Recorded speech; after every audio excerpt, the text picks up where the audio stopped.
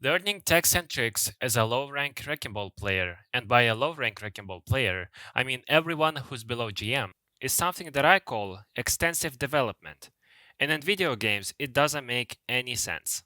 Have you ever played single-player RPGs like Witcher, Skyrim, Cyberpunk? If you have, then you know that these games have a gameplay feature called Skill Tree, which allows you to modify your character as you wish. In plain words, you can create a mage, a rogue, a knight, a killer, and so on. Types of characters differ from game to game, but all of the skill trees have something in common. The coolest skills are placed on top of the skill trees, but to reach them, you have to develop the skills that are placed lower, which means you physically cannot start throwing electro fireballs at the beginning of a company. You have to earn the right. And Overwatch PvP also has a skill tree that you don't know about. Three trees actually, which are game sense, mechanics, and mentality.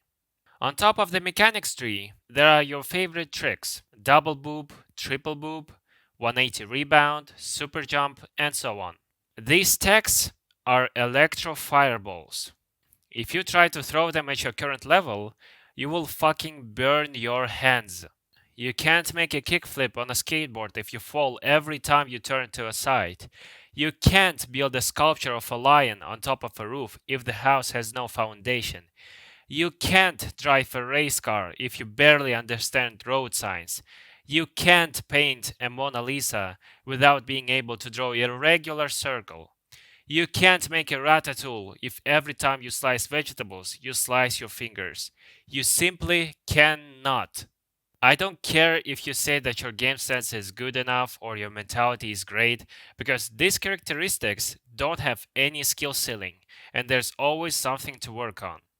Triple boops and rebounds are types of skills that can be successfully used once in many fights, while understanding of timings of power drives and great communication skills is something that you can use in every single one of your games. In the single player RPGs, the skills placed on top are cool, but they can be very niche and situational, and they require a ton of resource spent.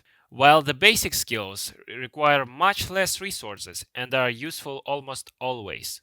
For example, an Electro Fireball requires 1000 points of experience, not to mention all the previous skills that also require experience, while a basic skill like additional 10% of attack speed only needs 100 points of XP. So, for the price of a single Electro Fireball, you can develop 10 levels of attack speed, which multiplied will give you additional 100% of attack speed.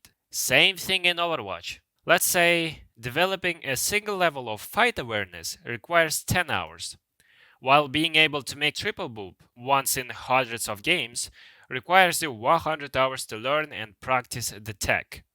So, for the price of a poor single triple boop, you can gain 10 levels of fight awareness, which will bring an immeasurable amount of value. The tricks do not help you when you face real struggles. For example, if an enemy team has non-diveable targets like Winston, Tracer, and Genji, you cannot be like, I don't know who to dive, but fuck it, I'll just make a super jump. It would not help, but game sense would. I may guess that most Wrecking Ball players learn text because of watching big streamers like Chasm.